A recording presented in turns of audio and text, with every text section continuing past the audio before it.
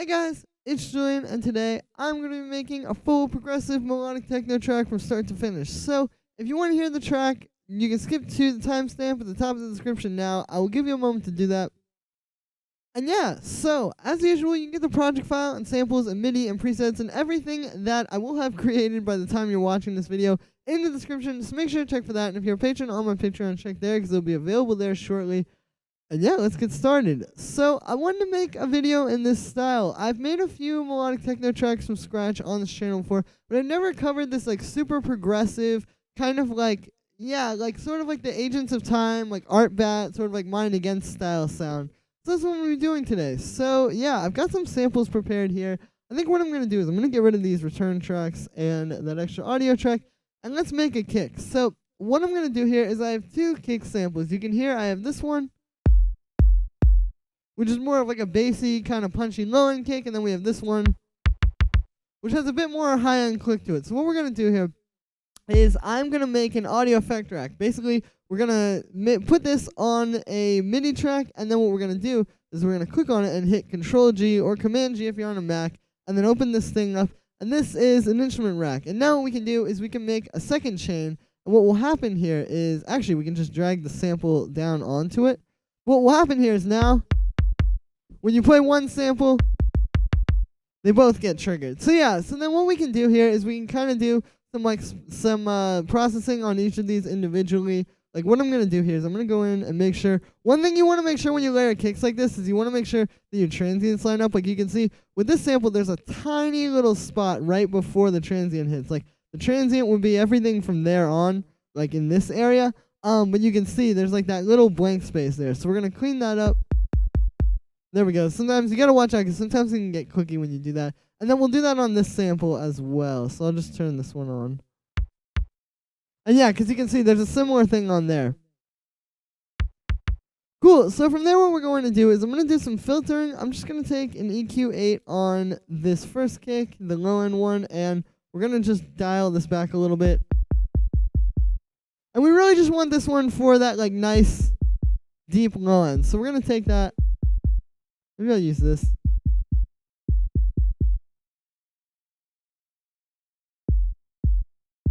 Alright, there we go. So we have our low end to our kick. And then if we turn on this second one, like I was saying at the beginning, this has like a really nice kind of high end punch to it. So we can take this one and we'll give it a high pass. And now if we put them together, we have a pretty solid sounding layered kick here. So what I'm going to do is I'm going to kind of refine these filters a little bit.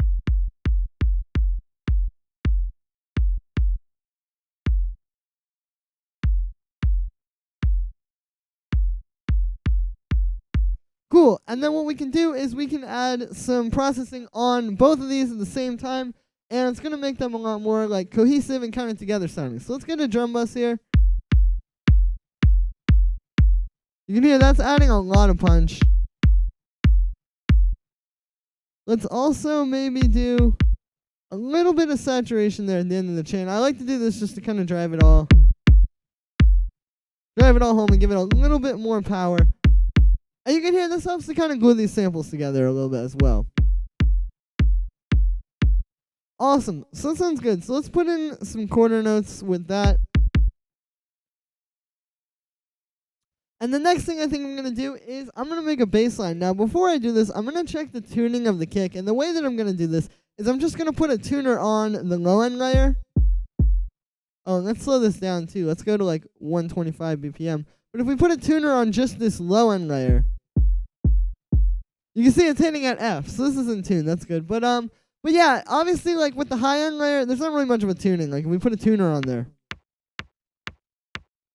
that's not really where the pitch is in the kick. The pitch is really all in the low end. So we only need to put the tuner on the long layer. I guess we could put it on the overall thing. It's the same thing. But yeah, so we're in F. So let's make a little kind of bass sound here. And what I'm going to do is I'm going to get analog. And let's use a square wave. And we'll turn off the second oscillator. Maybe we'll give it a little bit of pulse width. That's cool. And then what we can do here is we're going to put a low pass filter on. And just turn the frequency down. We'll give it a bit more envelope. Let's change the amp envelope as well. Perfect. And then we'll make the filter envelope kind of follow that as well.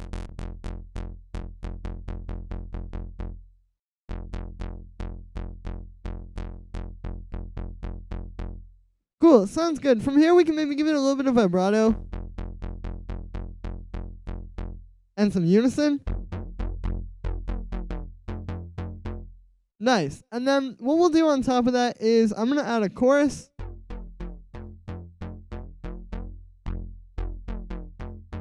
You can hear that gives it a lot more like kind of space. And then we can add some echo as well.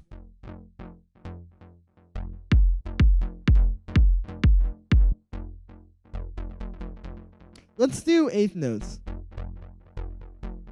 Nice. And then what we can do, actually, instead of an echo, let's use a ping pong delay. We'll do eighth notes on the ping pong delay because this way we'll get kind of like a wider stereo delay like that. That's going to sound really cool when we start like opening up the filter and stuff. Cool. And then you can hear this is very quiet and it's not really very like strong. So we're going to add some stuff to this to kind of beef it up. So the first thing I'm going to get here is a bit of saturation.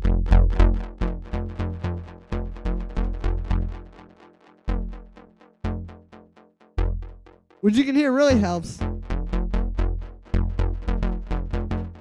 And then what I'm also going to do is maybe a little bit of drum bass. I do like to put this on synths as well. Yeah, there we go. That's getting like very fat.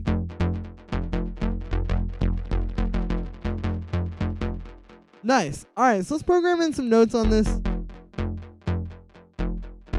Let's put it like there.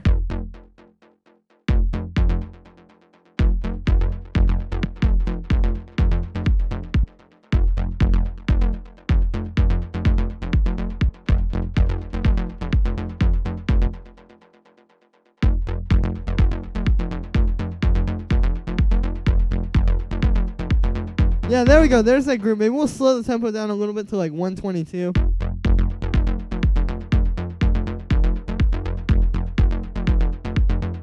But you can hear why we went for the stereo delay now. It's adding like a lot of cool like rhythm to this. Like if you listen to how this is kind of bouncing around, if I turn off the delay, it's still got the same groove, but it's not as cool as when we have that delay on there and it's kind of like going ear to ear like that. So yeah, definitely the stereo delays are a good technique for this style. So I'm also going to sidechain this a little bit to the kick. So we'll just put a compressor on there and we'll sidechain it to that instrument rack.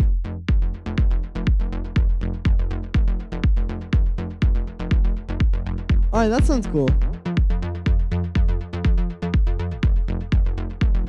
Cool, so now what we need underneath this, if you listen, it's not really got like a super powerful bass to it. So what we're going to do is we are going to make a bass layer. So I'm going to just copy this and we're going to actually delete some of these effects. I'm going to just get rid of everything except for the saturator. We'll dial that back a little bit. And I'm going to basically make a sub bass. So we'll have like this layer, which I may even pitch it up. I'm not sure. We'll have this layer and then we'll have a sub bass underneath it. And then we're going to have like some really, really fat low in here. Like you can see, okay, let's get operator. You can see what we're doing is like, we're just starting from the most basic layer. Like I started with the kick, and then we're moving up to the bass, and then next I'll probably do like the percussion, and like we're just kind of moving through the frequency spectrum. Like it's not that complicated. You just need to start, usually starting with like the lowest thing in the mix, or the lowest thing, you know, frequency-wise, can really be the best way. So let's take this operator here.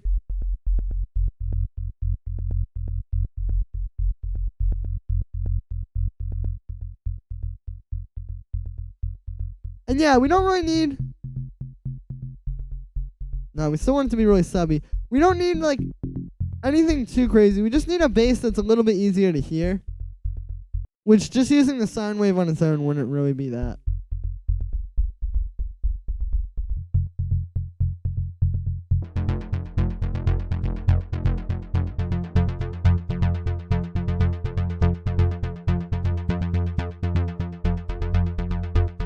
Yeah, there we go. So now you can hear this just sounds like one sound, but it's like very full and it's very, yeah, it just sounds very...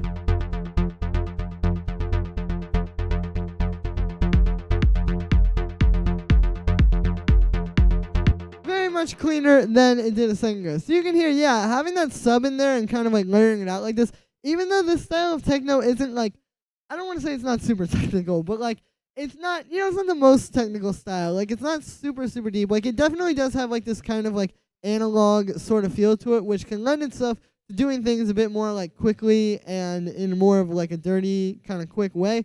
But you can hear when you really take your time and set up the track right, it makes a big difference. Cool. So I'm gonna group these basses together, and we're gonna just put one sidechain on the group there. I'll get rid of the sidechain that is on that one. And then we can kind of put some group processing on these as well. Like I'm gonna saturate them together, which you can hear really glues them together.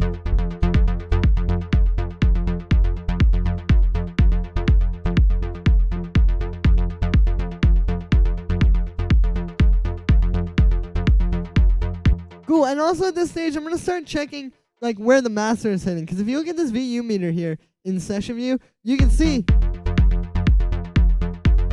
right now it's peaking at around -3. And usually, like when you go to master your track, you want to have it anywhere between -4 and -6 dB. I guess the correct term would be -6 and -4, because technically -4 is louder than -6. But you get what I'm saying here. And so, yeah, we want to definitely turn these down a little bit because obviously, yeah, this is already higher than we want it to be. So what I'm going to do, I'm going to just select both of these tracks and we'll just turn them down.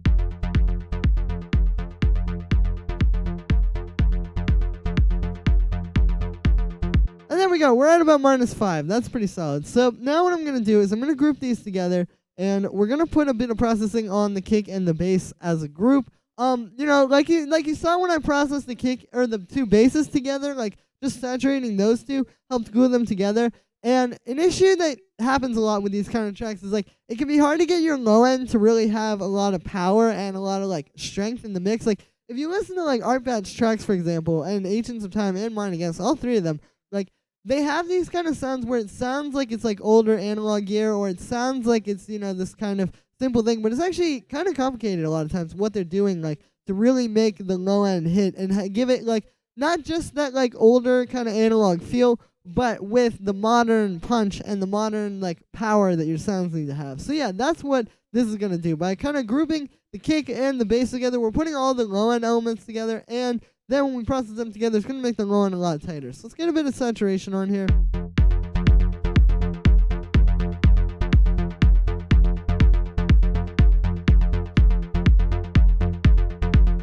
Alright, that sounds cool.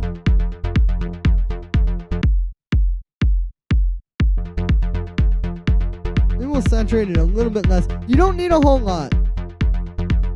Cool, and then let's put a little bit of compression on the group as well. And what I'm going to do here is we're going to just compress the peaks. And then I'll bring the attack up, because both of these sounds are very punchy, like this bass and the kick. They're very like attack heavy, so you don't want to mess these up. So that's the purpose of the attack. It just basically says how long it takes for the compression to kick in, and when you turn it up, it makes it kind of kick in a little bit slower, so it doesn't mess up the actual punch of your sounds.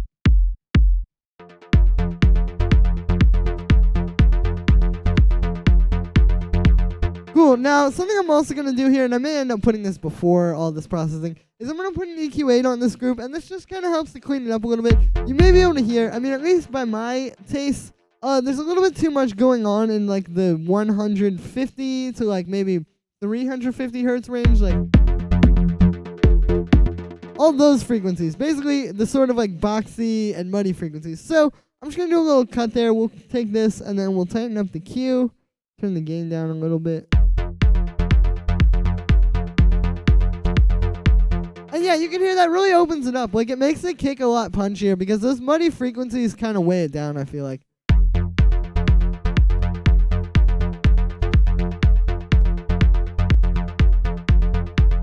And sometimes there's a little bit of a difference, like if you put it before the saturator, because the way saturation works basically is the amount of input you put into it is how much it's going to distort it. Like you turn up the drive knob, but it's really based on like the input you're putting into it. Like if I go like this into the mic, it's going to distort a lot less than if I'm talking like at the volume that I'm speaking right now. So yeah, if you have an EQ8 going into there, if you think about an EQ8 is just a volume knob.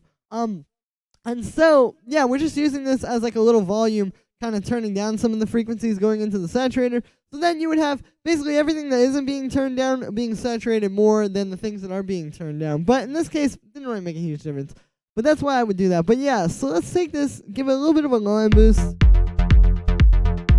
Again, I'm really trying to get that like power in the low end. Cool, so this sounds pretty good. We're starting to get a little bit loud though, so let's turn it down.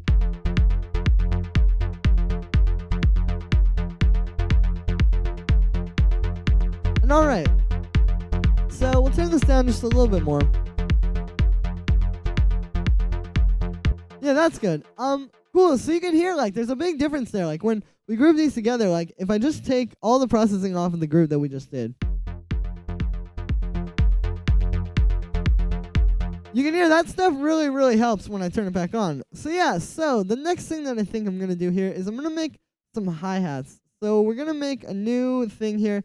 And what I'm thinking is I'm going to just make something with operator for now, and then we can kind of play around with more stuff. I do have a few samples prepared. But yeah, so I'm going to take operator here, and we're going to just make this like fast kind of 16th note hi-hat here. We'll just put in 16th notes. And then what we're going to do is we are going to shorten the envelope. I'm going to switch this to white noise, and what's going to happen then is it's going to sound like this, which is almost there, but then the last step is we're going to put a bandpass filter on here. So if we take this filter here and switch it to a bandpass and then start turning the frequency down, you can hear.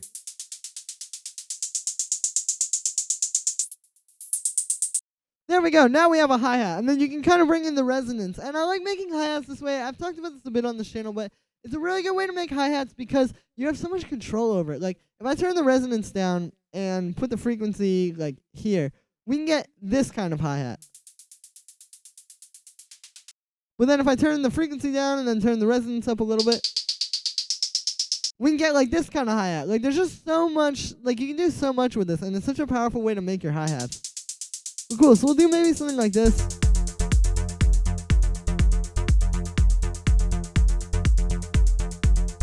Sounds pretty clean to me. Maybe we can shorten the envelope like a little bit.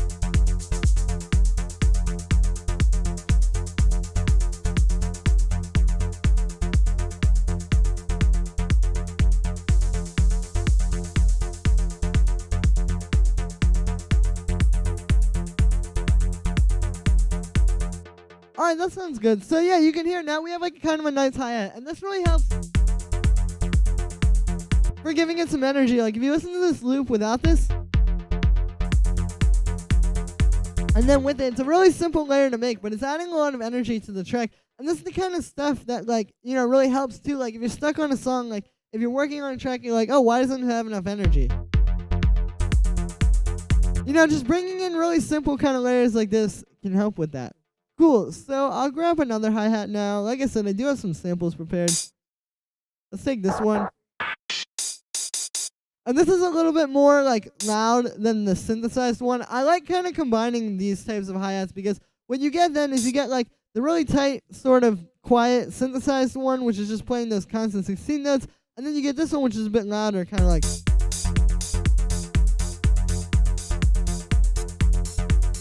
playing on the upbeats. Cool, sometimes you gotta pitch it up a little bit.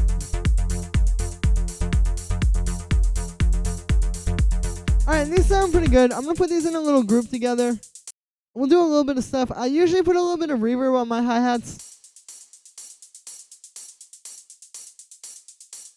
Like, not a whole lot, but you can hear it really does help to bring them to life. Like, if I turn this off, I feel like it's just adding some nice atmosphere there. And then we'll also put a bit of saturation on the group. Maybe a little bit of drum bus after that as well. Honestly, I'm just going to use the drum bus. But you can hear what that does. Like, that really makes the hi-hats stand out. Cool, and let's take an EQ8 as well and just like cut out some low end there since these are hi-hats.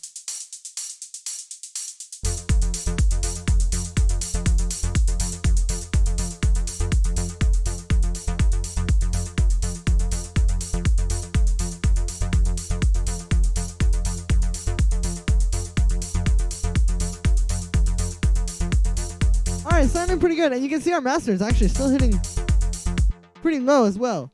Cool, so from there what I'm going to do is, let's add some more percussion. So, I have some more percussion samples. I have like a clap, and a snare. And I have these bell sounds too that I was thinking I could play around with. Like, let's take these and I'll put them in a drum rack, and we can maybe just do like this. Like, let's put those in there, and then what we'll do is we'll get like a cool delay. Like, let's use a filter delay. And I like using the filter delay because you see you have these 3 different delays in sort of like the different parts of the stereo field. Like, you have one that's mono, one's in the left ear, and then one's in the right ear. And by having these at different times, you can make some really, really cool rhythms. So let's just set that up, and then I will kind of get going here. And let's turn these down a little bit. Usually I like to turn the delays. Yeah, there we go. And what we can do is we'll just make like some little...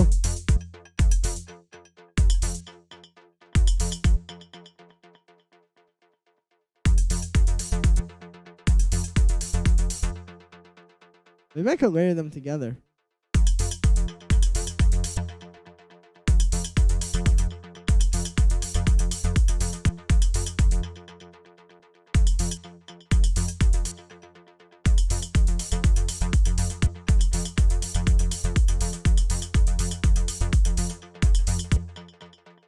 Yeah, let's do something like this, but then we'll just make it a little bit more sparse.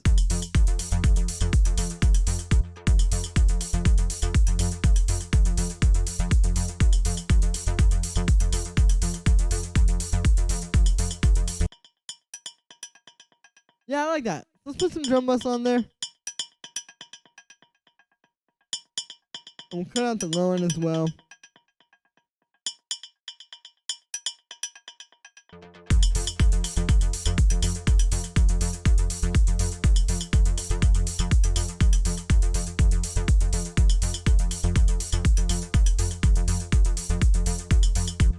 Awesome. Sounds good.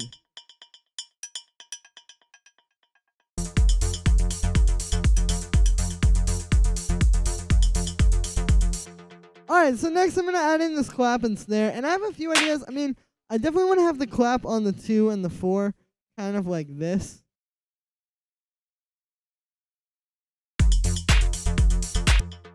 You know, just really straightforward. And then I'm going to try some stuff with the snare as well.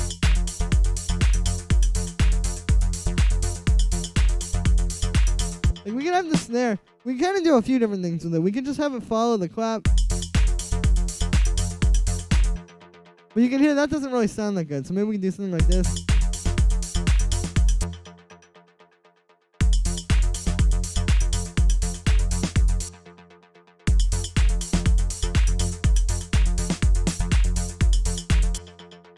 Maybe we could do like...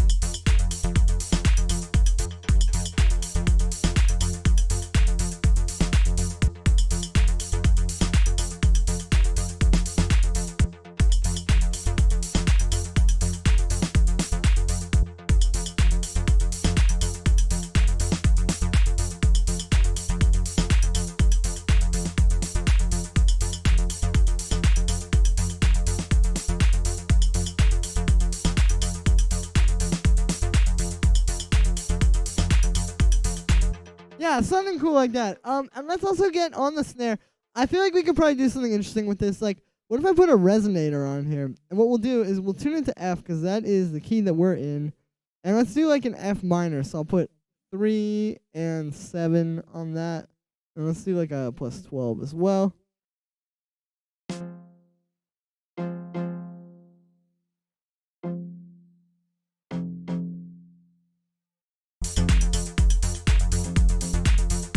And we do something kind of cool like this.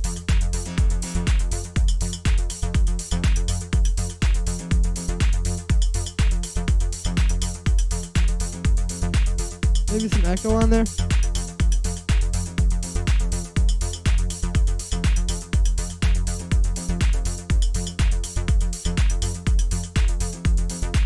Okay, so this is sounding cool. Awesome. So this doesn't really sound like a snare anymore. But you can hear, like, if you play around with the resonators, they're really, really good for the style. Like, it's just a cool way to make, like, kind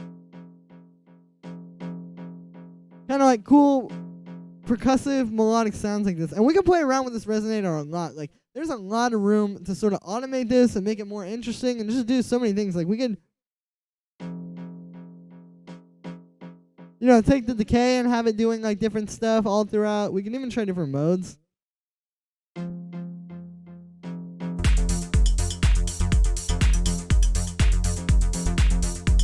But cool. So let's put a little bit of saturation on that after the resonator.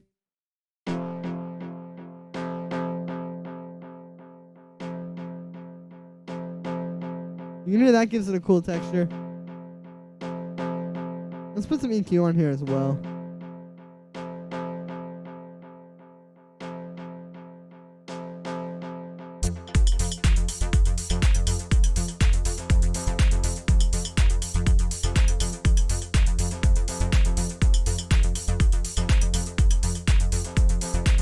And I want to try a little bit of OTT. Like, maybe we'll put it here. May not be the right fit, but let's see.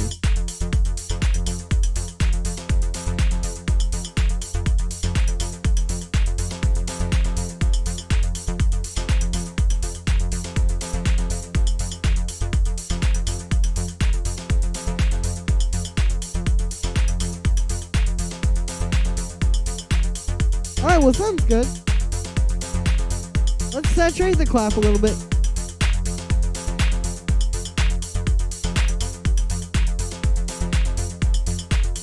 Awesome. So now what I'm going to do is I'm going to put the drums, like these kind of percussion sounds. I'll keep the snare as its own thing. But I'm going to put all these sort of percussions in a group together. And this is really similar to like why we group the kick and the bass together. Again, remember what this sounds like without anything? And then with everything on it. So that's kind of what we're going to do here with all of our percussion.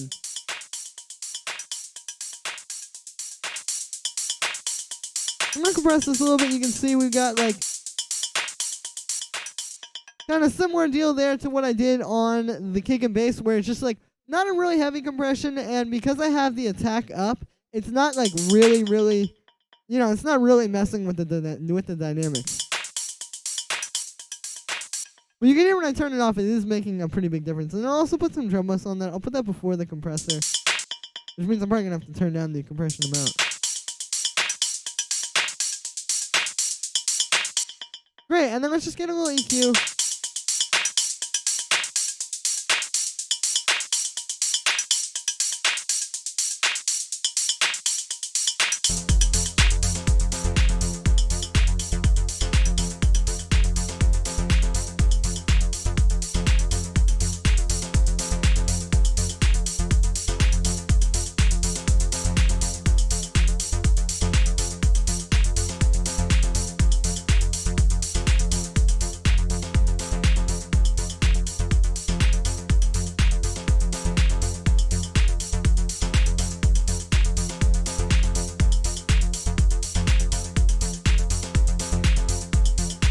Alright, well this sounds pretty solid. So I'm gonna take this and kind of play around with it a little bit more. I want to play around with the snare thing here, and I want to add like more synths too. Like the reason why I spent so much time setting up like the kick and the bass and like just the drums before anything else is like I really don't like to start like worrying about like melodic stuff and all that kind of stuff with this style of music until after you have a solid foundation, because the drums and the bass really are the foundation of these kind of tracks. Like if you think about it like dance music, it's like, you know, the kick and the bass is like where the groove is, and then the high end, like the percussion and that kind of stuff, is really where the hype is.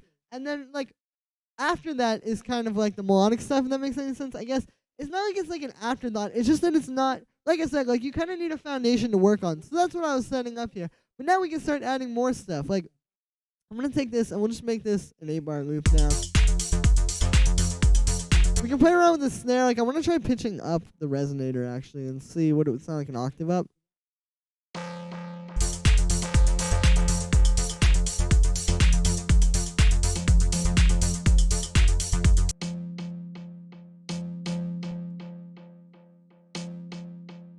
That sounds pretty tight.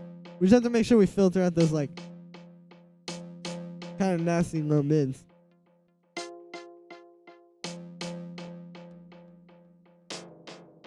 We do like a low F. Nah, it doesn't really fit. Alright, let's go back to F3. That sounded pretty cool.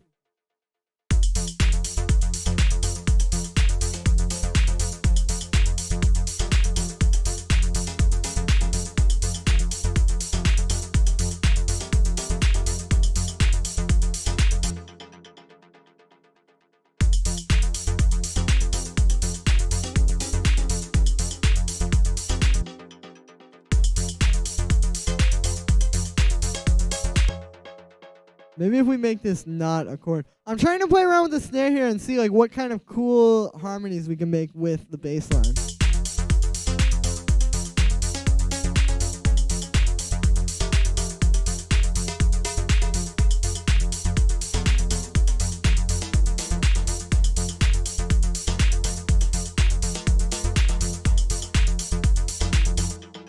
Let's try putting that back up to C3 one more time.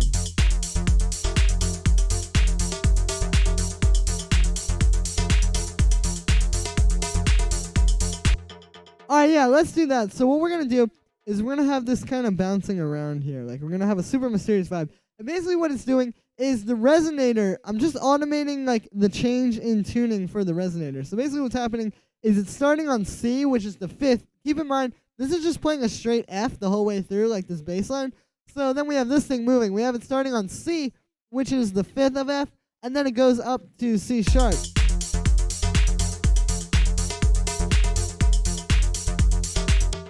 Which is like the 5th of F in a semitone up. It's not like, yeah, it's in the F minor scale basically.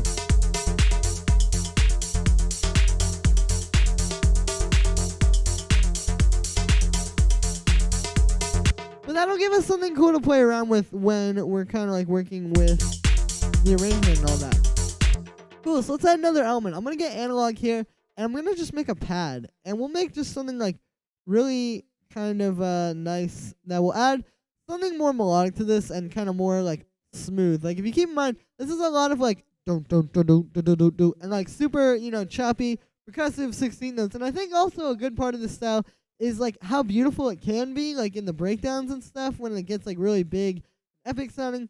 So that's what we're gonna try to do with this pad, is have some more kind of like beautiful layers in there, so to speak.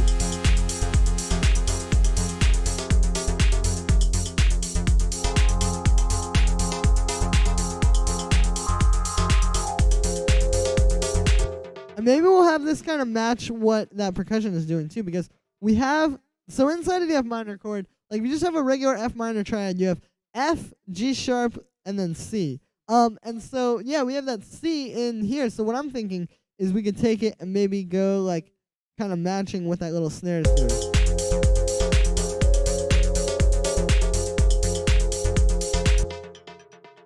Like this.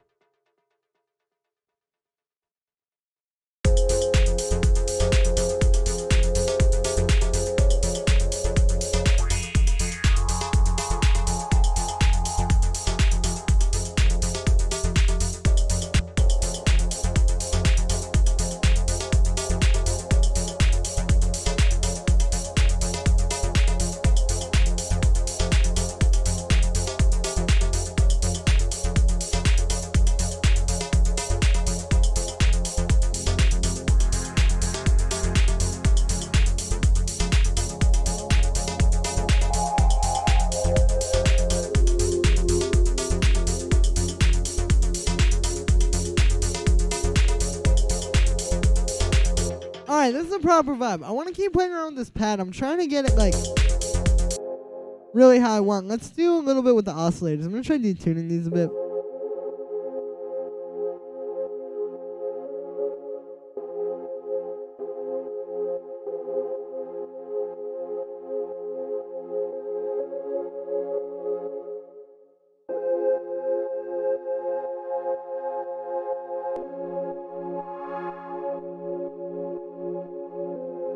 Let's put a little bit of LFO on the filter frequency as well. You can see that gives it some movement.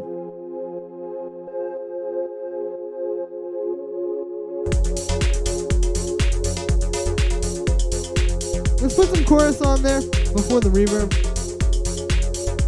Makes it a bit wider.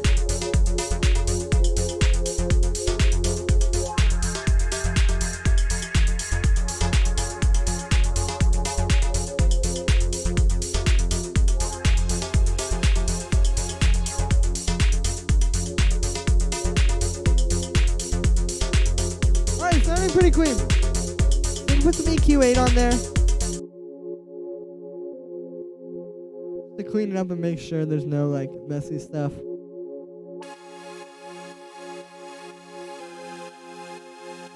And also, I want to try doing this with the root note.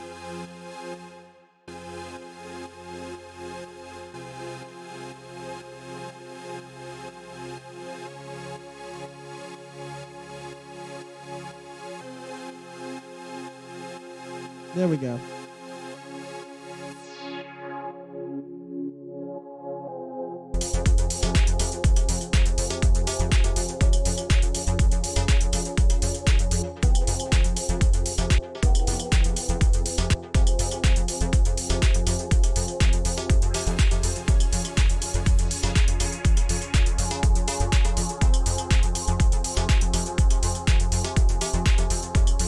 Now, one other trick I do like using for pads for this style is doing a little bit of the resonator on the pad as well. Especially like this. Like, this pad is just going to keep playing these F minor chords the whole way through. So it's not going to get, like, it's not like it's going to, you know, go to a different chord and then the resonator is going to sound weird. But this is where I'm going to use a different sound. Like, you can hear on the snare,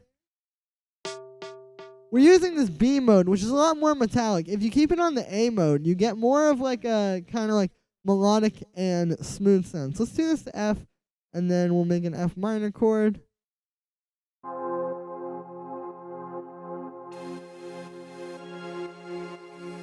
And now you can kind of hear what that's doing.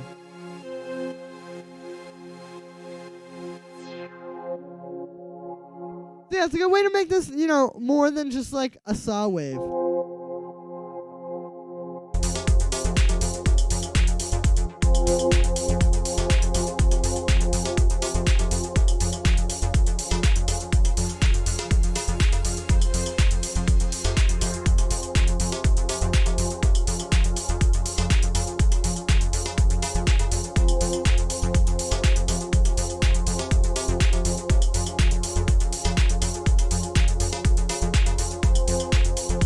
Awesome. So the next thing I think I'll do here is I want to try to add some kind of a lead. We do have this snare, which is playing like some lead notes, but like, you know, we want to have like an actual lead in here. Like, you want to have it, you know, kind of doing some actual stuff that is like a lead and not just kind of like bouncing around between these two percussive notes. So let's just try some stuff here. I'm going to get an analog and I'll just try and write a melody.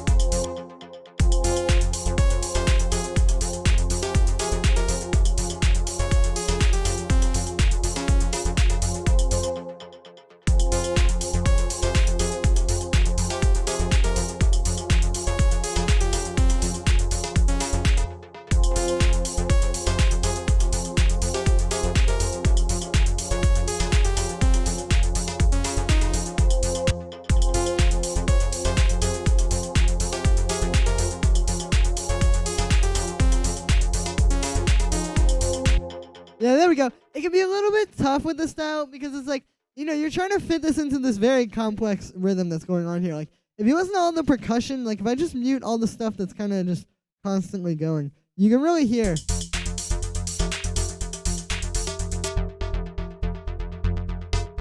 Like, even if you just play these two elements on their own, the bass and the little snare percussive melody thing, you can hear, like, there's a lot going on here. So you have to just make sure this lead isn't like...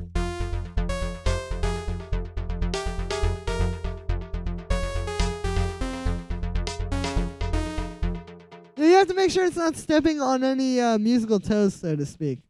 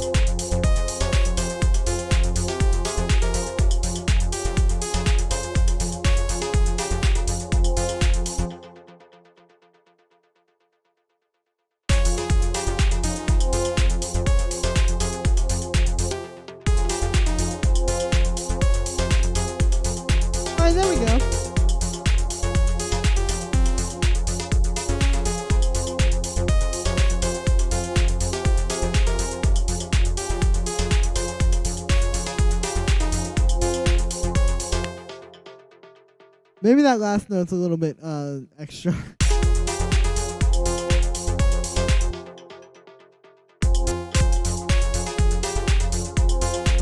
And there we go. You can hear it. It can be a little bit tough to get the like super cohesive melody. I mean, the thing with this style is like you have a lot of places you can go melodically because, like I said, like the bass is just playing the same thing, and the pad is just playing the same thing. And even this is kind of like a pad. So like if you think about it, this is the first like really like big musical element we're adding. Like not like the first big musical element, but like the first thing we're adding where it's not just like droning on and on. Like we need to give it kind of something interesting. So that's why I spent so much time there. But yeah, now what we can do is I'm going to make all the notes here actually the same length because sometimes the envelopes can be a little bit weird if you don't. And then let's make a sound here using analogs. So what I'm going to do is we have a saw wave. Let's make the second one a square wave. And we'll use a little bit of pulse width on that. And we can turn on LFO too. I'll give it a really fast rate. And we can put that on the pulse width. So if I turn off the LFO,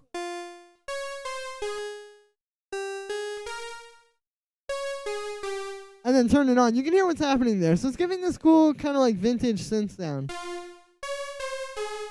We'll detune this a little. Maybe we'll give one of these.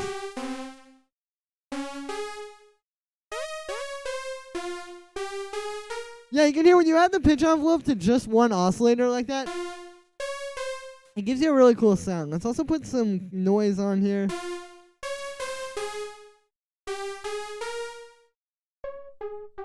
Then we'll put this through a filter.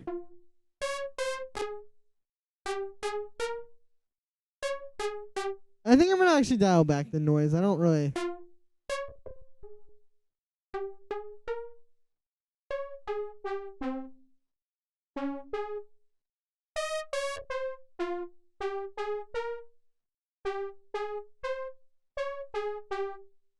Awesome. Sounds good. Let's go to the amp envelope here as well.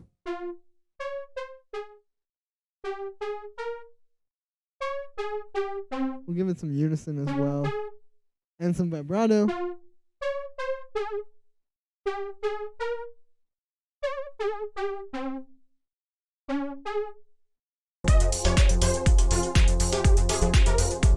Nice. Alright, let's try pitching this up an octave.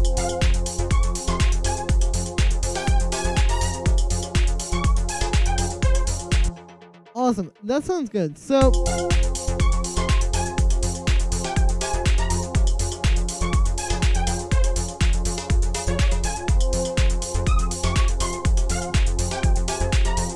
what I'm going to do next here is, before I add any effects to this analog actually, or to this lead, I'm going to actually copy this side chain over from the bass onto the pad and the lead because, yeah, just kind of, this is like the little mixing stuff that you need. I actually have one on the pad. Forgot about that. But we can put this one on the lead.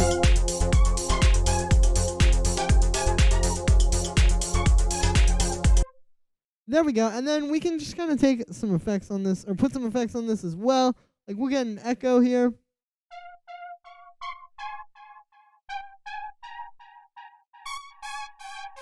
We'll turn the filter up a little bit so it's a bit brighter as well.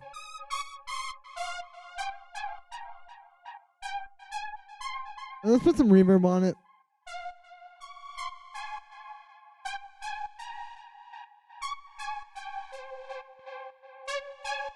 Nice. Now I'm going to put a little drum bus on there before the compressor. You can hear that really helps to beef it up, like even just with the stock setting.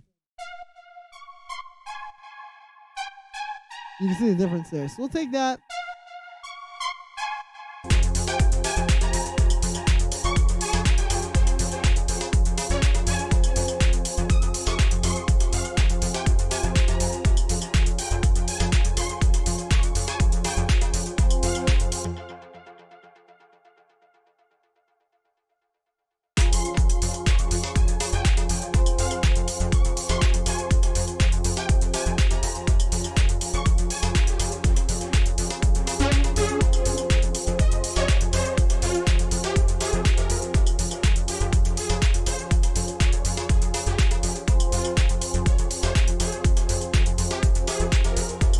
There we go. I'm pretty happy with where it's at now. Cool. So yeah, you can hear we kind of just took that and made a lead there. And we're starting to get pretty deep with the elements. I'm going to add one more layer, and then I'm going to start arranging this. And you may hear, like, this sounds very busy right now. And yeah, it's a bit hectic right now, but the purpose for this is just because, like, I'm trying to put together all the sounds now. Like, I say this a lot in these videos, but it's like when you're doing a painting, like, when you're painting, for those of you that aren't familiar, like, you don't just start like, okay, here's a bunch of colors, let me just throw them at the canvas and see what happens. No, like what you do is you kind of put your colors together, set up your palette, maybe mix a few colors, kind of get the vibe that you want sort of like visually as far as colors go, and then you kind of put it together on the paper. And so that's what we're doing here. We're getting all our colors together, and this is a really good way to do this too, because it's like, okay, let's say I went in and I made this snare and I had this part.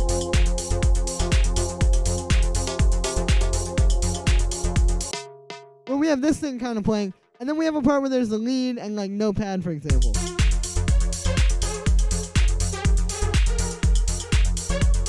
Then what would happen is we'd have, like, if we wrote the lead over top of just this blank canvas here,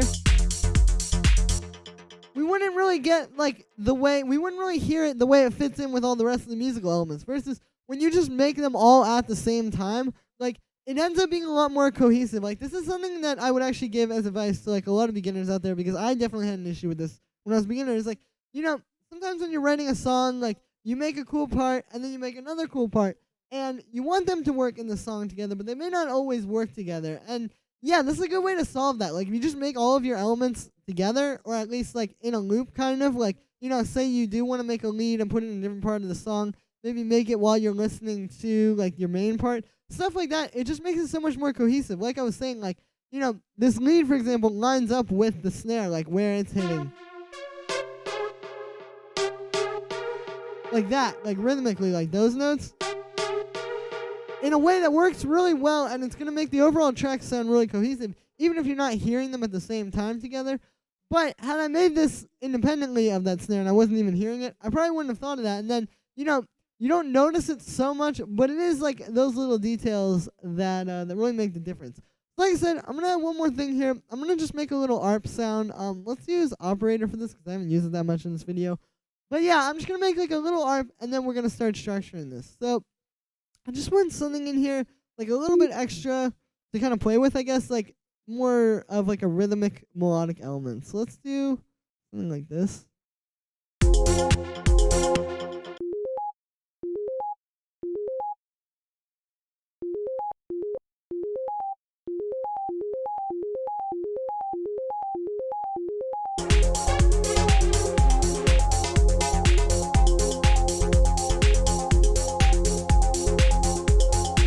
Yeah, there we go. Okay, so what we've got going on here is we have a polyrhythm. Basically, if you look at this, you can see it's happening like this is kind of the pattern. It's going like,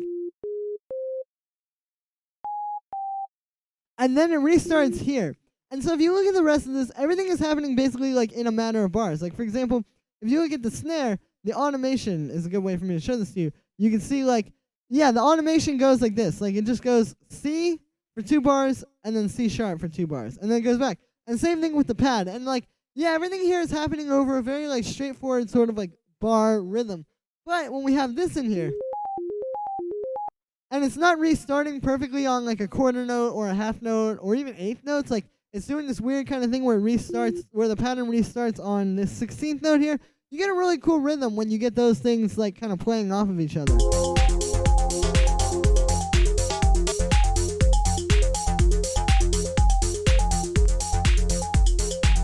This also kind of serves as like a musical drone. Like, a lot of times like in these videos, I'll make a sound that's like this. Like, it'll just be playing G sharp throughout the track.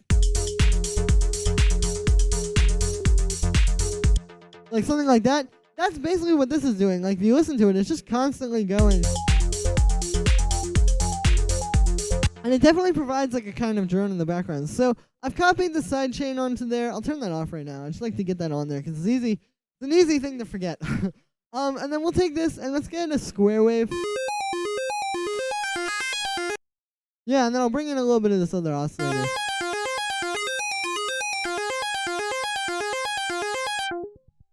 Kind of like a more intense, like old school, sort of like DX7 style FM clock like this.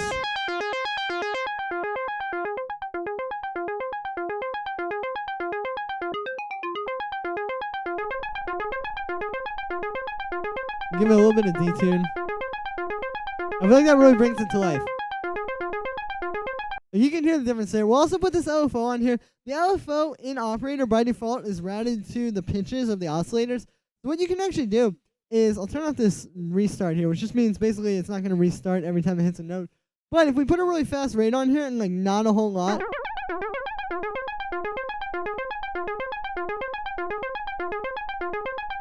you can hear that adds some nice kind of like vibrato to this.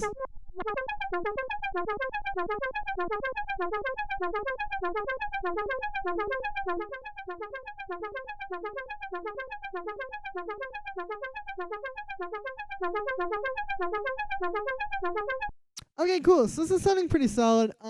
Yeah, I didn't want like a super huge thing, you know, just something.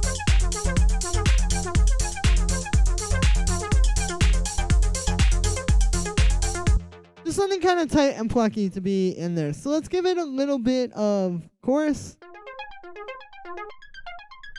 I think I'm also gonna pitch this up.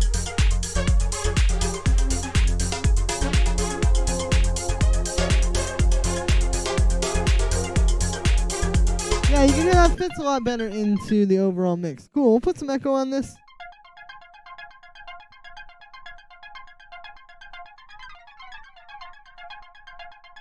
And we'll put some EQ8 on there because you can see there's a lot of low end being added in there.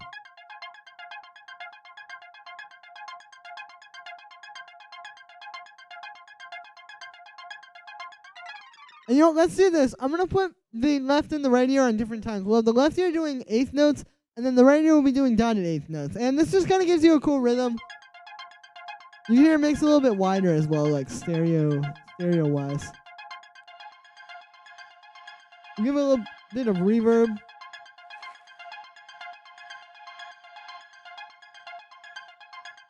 Yeah, something tight like that. And then the last thing I'm going to do on here is I'm going to give it a bit of drum bus, kind of beef it up.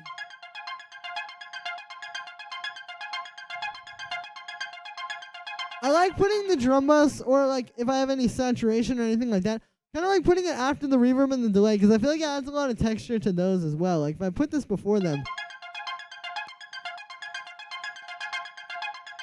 you can hear like the reverb getting distorted. It's a pretty nice effect. And even getting the echoes distorted, I think just kind of brings them out a little bit more. Cool, so let's hear all this.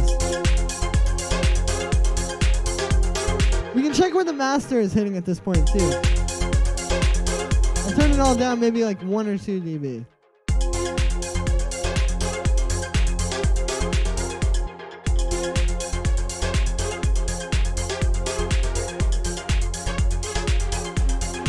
Awesome, sounds pretty good. So from here, we can start arranging this. So what I'm gonna do is I'm gonna grab all of these. We will just take this and I'm gonna hit Control X here. Cut it, and then we'll just paste it over here. And then what we're going to do is we're going to just drop something down. It doesn't matter what you drop down, but you just need to put something at the start. This is kind of like a way of forcing yourself to start the arrangement. So what I'm going to do to start my arrangement here is I'm just going to copy the kick and the bass. And there we go. We have the start of the track. This is also the way that a lot of Artbat songs start. But great, so we have a nice start.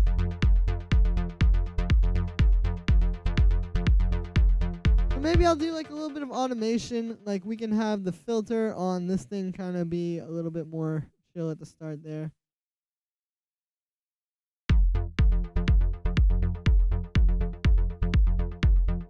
And it'll just kind of slowly build like that. You know, subtle stuff. And then we'll just copy that over.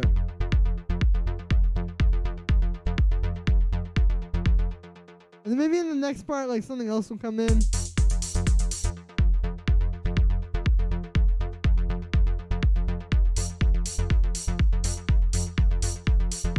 Yeah, that sounds good. And then let me try copying over that little like snare thing as well.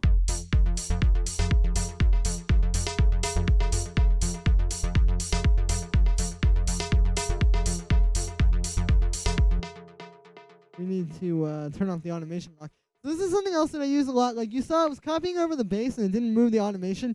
It's because I have this automation lock on here. Basically what this does is it says when you have some automation and you drag over a clip, if I have the automation lock on, you can see the automation stays in place, versus if I turn this off, you can see. There we go, the automation moves with it. So we need to turn that off to copy this thing.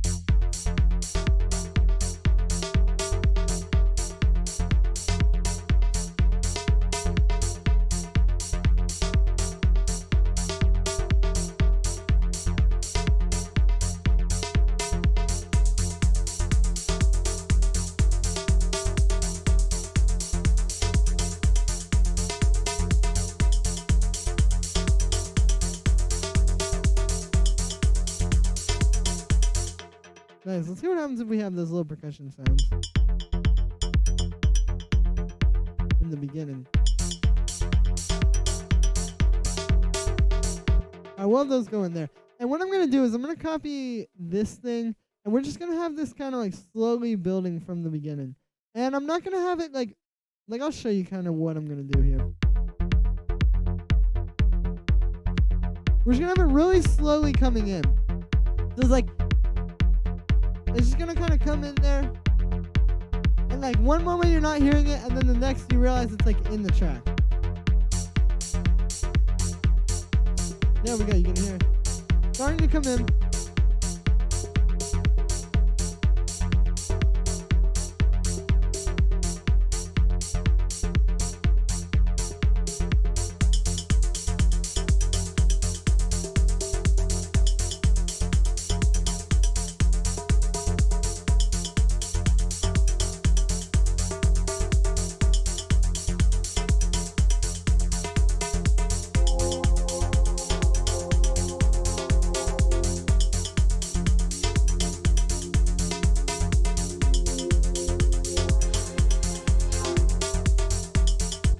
Awesome. So yeah, you can hear like while I'm going with this arrangement here, I'm kind of just doing stuff like as I hear it. Like I'm not like, I don't know, the best way I can describe it is kind of like live arranging a track. Like if you think of this like, I'm not trying to do like a live performance necessarily. Like this isn't like some crazy like session view stuff.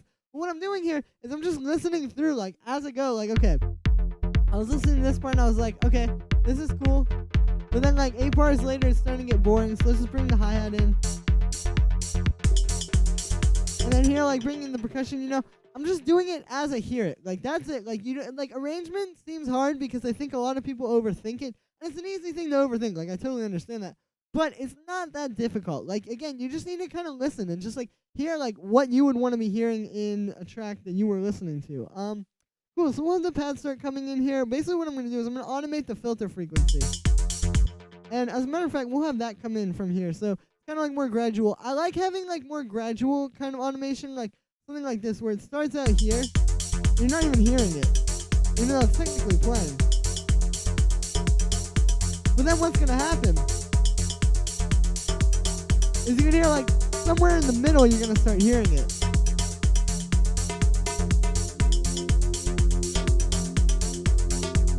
And it makes it feel a lot more natural this way.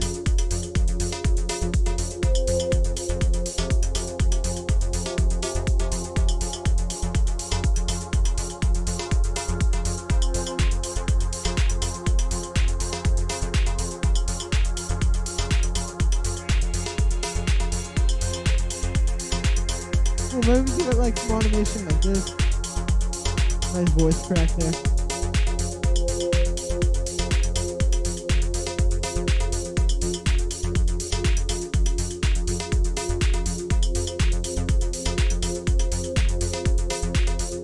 Well, then we gotta copy this over here.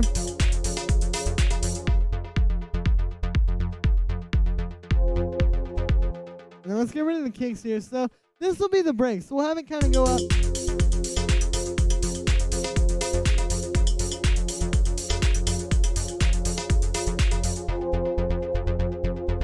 And then it's going to go into this part.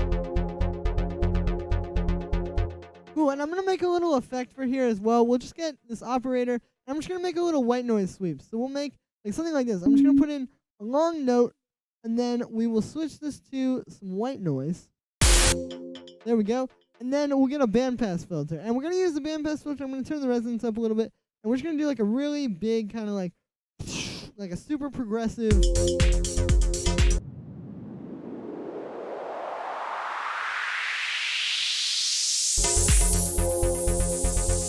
kind of sweep like that. Maybe we'll do a little bit less, but these are very popular in these type of tracks. It's kind of like, sounds like something from like progressive house to me. Like kind of reminds me of something like you would hear, honestly, like a lot of EDM or like a deadmau5 track or something like that. But it works really well on the style. It's a nice way to kind of transition the parts. And then kind of a cool tip for this as well is if you wanted to hit harder on the downbeat, like on this one, when the sweep is going down, what you can do is take your automation and do like this. Just make a little point there where it goes up to like there, but then when it hits, it's hitting from like a harder spot. So now you'll hear.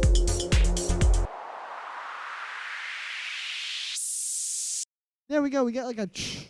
You can make it, a little bit less pronounced as well. I think that will help.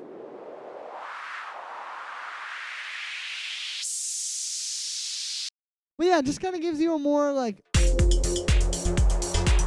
whooshy down sweep like that. That sounds pretty cool. Maybe we'll do like a little bit less. You have to be like really, really careful with this. Like this is one of those things that's like a very small detail.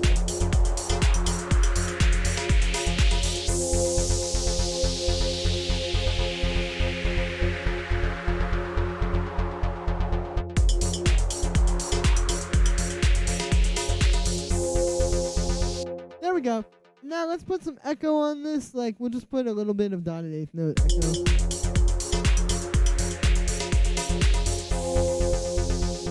And we'll definitely put some reverb on there.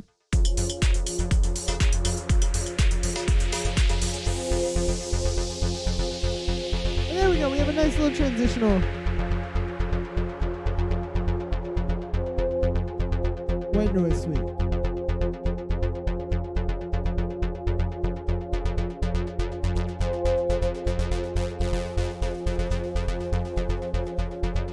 Cool, so I'm gonna have this thing start building up in like the filter frequency during here. It's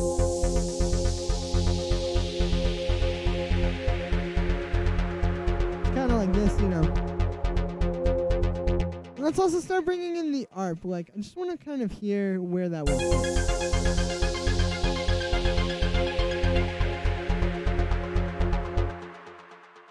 Yeah, let's bring that like toward the end of this. Like, I'll have it start from here.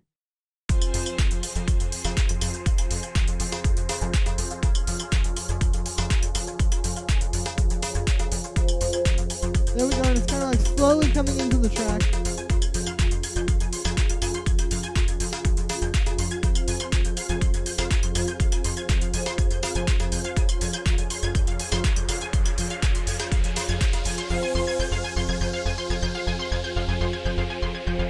We'll have it kind of go down a little.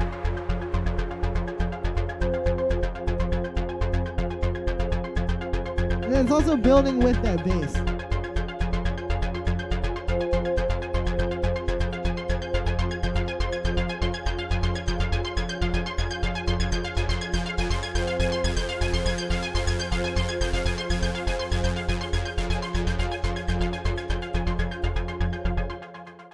Nice. All right, sounds cool. And then in this next part, I'm also going to give it a little bit of automation on the pad.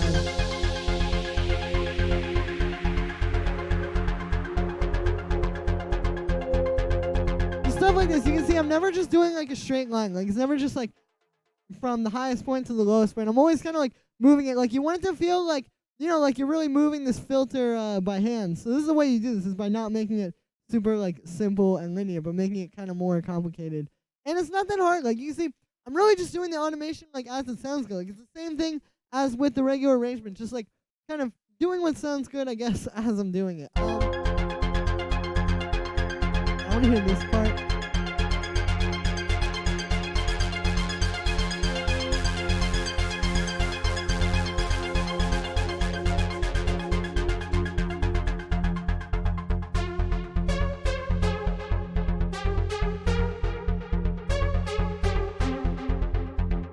Okay, so what we're going to do next is we're going to actually go into the, like, quote-unquote drop. But then what I'm going to do is we're going to get rid of the arp and we're going to get rid of the pad. So it's going to go like this. We're going to have this breakdown here. It's going to be kind of building. Maybe I'll copy over the white noise sweep as well. Let's hear it first.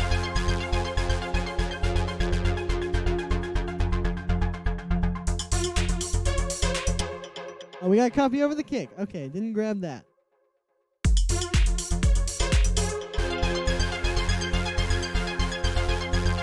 Nice. And let's also grab that like snare kind of percussive thing in this part. That'll be coming out in the drop.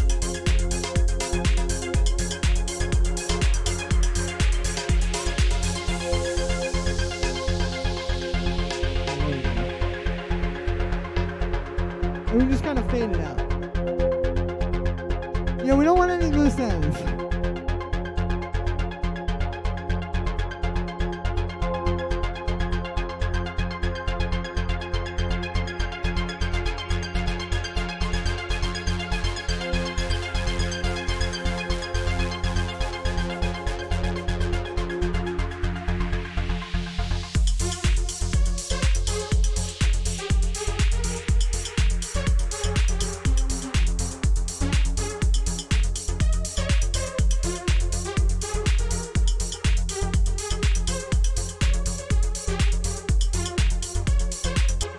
Nice. And so yeah, what I was talking about with the loose ends here on this little snare sound is just like, it's like a movie. It's like when you're writing a movie, you don't want to like open up empty plot holes. Like you don't want to open up a quote unquote mystery box and then just never answer it ever again. Like you want to kind of follow through. Same thing here. We had this snare in the intro.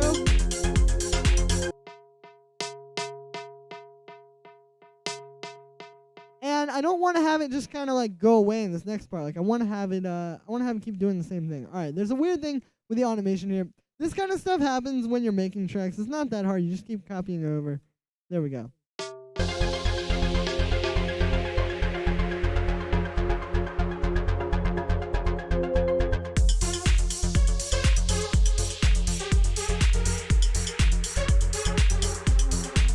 Cool. So what I'm going to do here is I think I'm actually going to have like this lead not really play this whole thing right away. Like we'll have it play half as frequently. And then what we're going to do here is we're going to kind of have it playing off of the little percussive snare thing. So we'll copy this and just duplicate it. Let's get rid of that. And then we will get rid of the automation as well. And there we go. Now we can just duplicate this.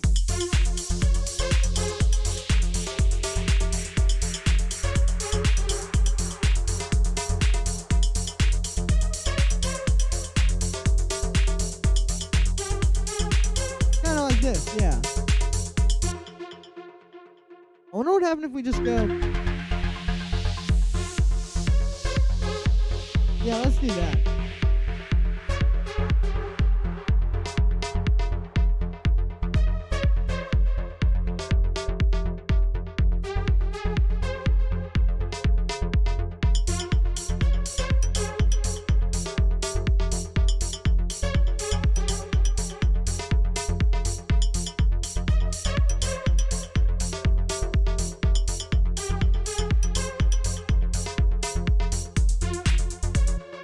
Cool, and then let's copy over the percussion from there.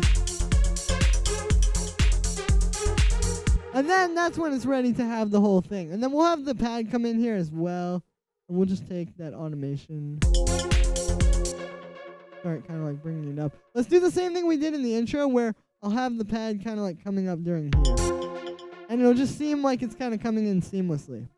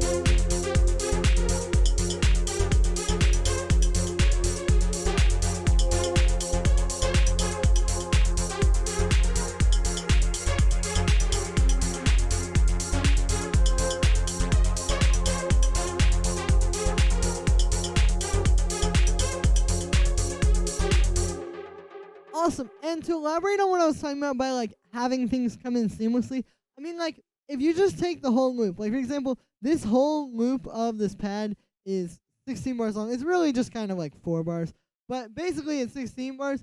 If you just take that and then you have the filter just start bringing it in really slowly, it can make the transition a lot more seamless versus like, say if you wanted the pad to come in, like say you want to start hearing the pad right on bar 23. So what you do is just start the automation there and start building it up.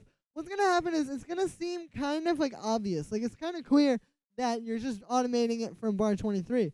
Versus when you do it this way, it sounds a lot more natural and a lot more organic because what happens is you'll hear what I'm saying, like the sound just starts coming in.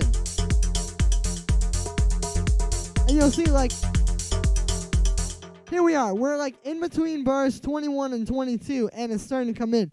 That gives you a lot more realistic and organic sound than just starting right exactly at bar 23, like I said, and just automating it up from there. It's just a better way to make it a lot more natural. And so that's kind of what I'm going for here. Like, I want it to sound like I'm doing all this live by hand as opposed to like, or not even like sound like that, but just have that kind of feel, like as opposed to just a really dry and kind of boring and sort of simple way to do it, which would be just doing exactly what you want as you hear it, I guess. So yeah, at this point, I'm gonna take this. Let's listen to like the loudest part here, and I just want to check on the mix. We can kind of hear all the sounds.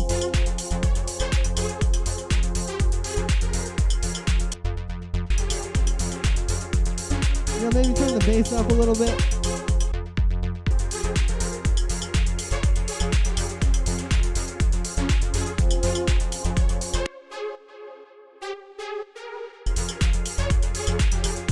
I think I'm going to try giving this lead the Haas effect, so I can kind of break this down while I'm doing it here. Basically, what the Haas effect is you take a sound and you split it into the left and the right signal, and then you push one of them ever so slightly forward. And then what happens is, because your brain is hearing the same sound in your left and right ear at 2 different times, it sounds like this really, really big, wide sound, but really it's just the same sound being played twice. The way we're going to do this here is using an audio effect arc. We're going to put it on the lead here right before this compressor, and what we're going to do is we're going to make 2 chains. We're going to call one dry and one wet. And then on the dry chain, we'll play it to the left. The wet chain will play it to the right. It doesn't matter which one you delay forward. You just have to, it's just whichever one, I guess. But basically what we're going to do now is on the wet chain, we're going to grab a cymbal delay. And we're going to link it, meaning making it mono. Basically, we only want one delay signal. We're going to turn the dry wet all the way up and then keep the feedback down. And then let's turn off the sync here, and we're going to put the time anywhere between like 10 and 50 milliseconds works. Like, let's just do 10. That's what I like to do. But now you can hear it. So here's without this, and then with it.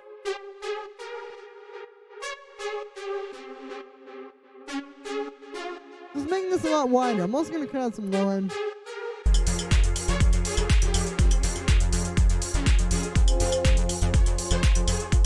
You can hear it helps to set it apart in the mix now.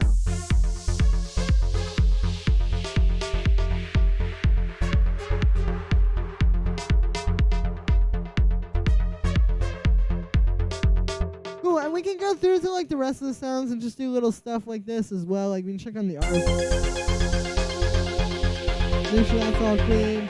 Make sure we're like cutting out the low end on all of these sounds, all that kind of stuff. Like I'm just checking the mix, doing like the final things, like to get it ready to do some mastering. So we can check on all of these as well. Kind of make sure all this is good. Like the clap can maybe use a little bit of a low end cut.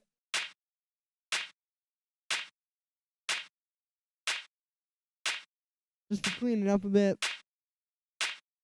We could like check on the kick. Make sure the kick and the bass are working really well together. Like, maybe on the bass we'll put, you can see there's kind of a lot going on around 100 hertz, and that's usually where the kick is punching. So we can do a little bit of a cut there,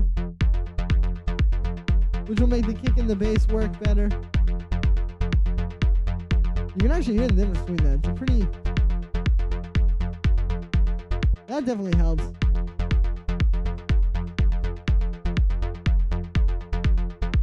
Check on the group. Alright, this is sounding pretty good. So at this point, I think I'm going to do some mastering. So we're going to go to kind of the loudest part, which I believe is right here, because this is when all this stuff is like automating up. And it has like a lot of things playing. We'll check where it's hitting on the master. Like I was saying earlier, we want anywhere between like -4 and -6. So let me close all of these tracks as well.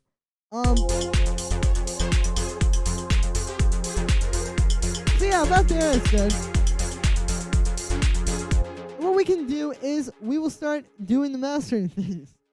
So the first thing I'm going to do here is I'm going to grab an EQ8, put it on the master. This is a technique I like to use a lot. I kind of did this on the kick and the bass actually. But basically what we're going to do is we're going to do 3 things with this EQ. The first thing we're going to do is we are going to cut right at 250 hertz. We're going to do a let's just do -4. Anywhere between like 0 and -6 is good. You don't usually want to go any lower than -6. But we will take that and we'll just tighten the Q a little bit there. And this is going to cut out kind of like some muddy frequencies there. So if you look at this like online, and I'll talk about this a little bit here as well, but like a lot of the sort of like boxy frequencies or like the muddy frequencies, like the things you usually don't want in your mix, usually the things that people tell you to cut out of your mix when you send it to them for feedback, a lot of those frequencies are happening in like this range, like between, I'd say it's like 150 hertz to like 350 hertz. And so by cutting this, opens the mix up and makes it cleaner. Here's without this. And with it. So yeah, you can hear it really helps to kind of make it sound less muddy and more clean. Then what we're also going to do with this is we're going to do a low end boost.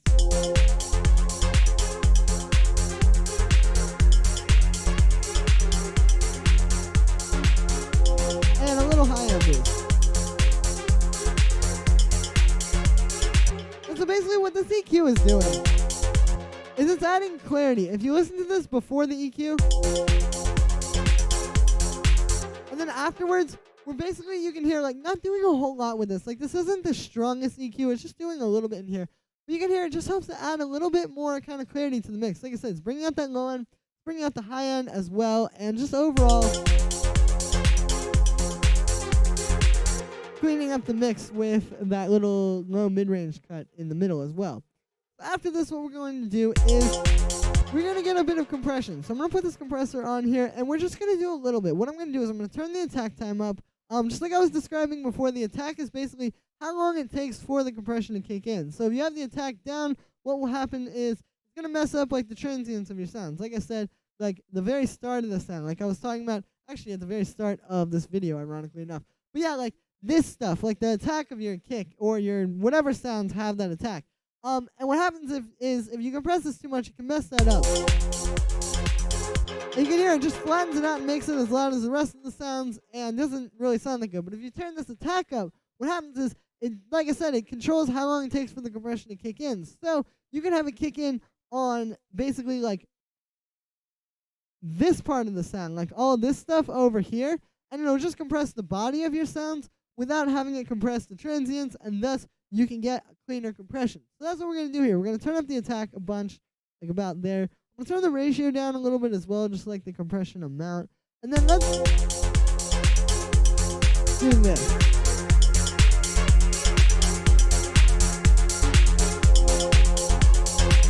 You can see I'm not compressing this a whole lot. I'm just doing it really like on the peaks. Like those very, like that little bit there. But you can hear this does make a nice difference. And if we turn up the makeup gain as well. So here's without it. And then with it, you can hear it's making everything like so much tighter. Like it's really hoping to put everything to a similar volume. This is what compression is meant to do. Like it's not meant to be this crazy, you know, insane, like that kind of thing. It's just meant to clean up your mix a little bit and just kind of like get the volumes a little bit closer of everything.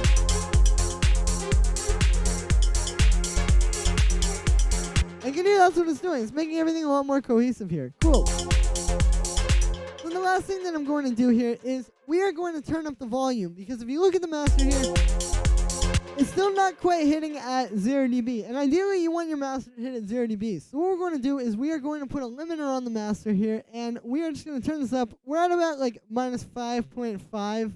Let's just put this up 5.5 dB. And now, there we go. We have the proper loudness. And so what's happening here is this is just doing a clean volume boost. It would be the same thing as if I just grabbed the utility and put this up 5.5 dB. But you'll see if I do that on the utility,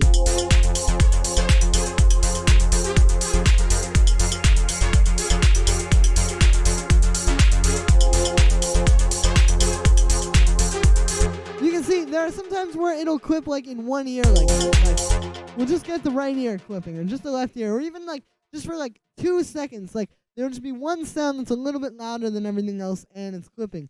And so what the limiter is going to do is it's giving us the same clean volume boost that you would have in the utility. We're not doing any kind of special limiting thing by turning up this gain here. But what it is doing is it's just basically ensuring that if it goes slightly over like that, you can see, like there are some points there where you can see if you really zoom in there and really focus on it. Sometimes the left ear is a little bit louder than the right ear. Sometimes the right ear is a little bit louder. You know, all that kind of stuff. This is just going to make sure that little clipping things like that don't go over. Like it's just, yeah, it's just a nice way to like ensure that it's not going to go over, but still gets it perfectly hitting 0 dB. So you have your track loud enough and powerful enough to contend with other tracks in the style of your track. Cool. So at this point, we have done a whole lot in this video. I think I'm gonna play this track from start to finish now. So here is what we made in this video.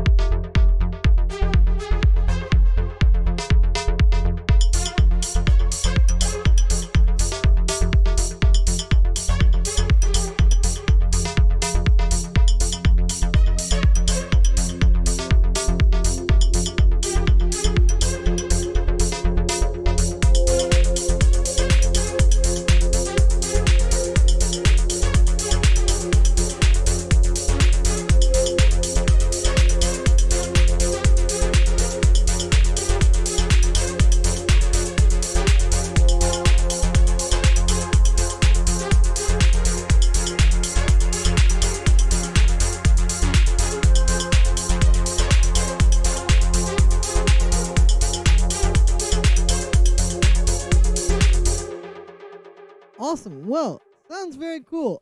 So I believe that's gonna be it for this one, guys. Thank you very, very much for checking this one out. I hope you guys enjoyed.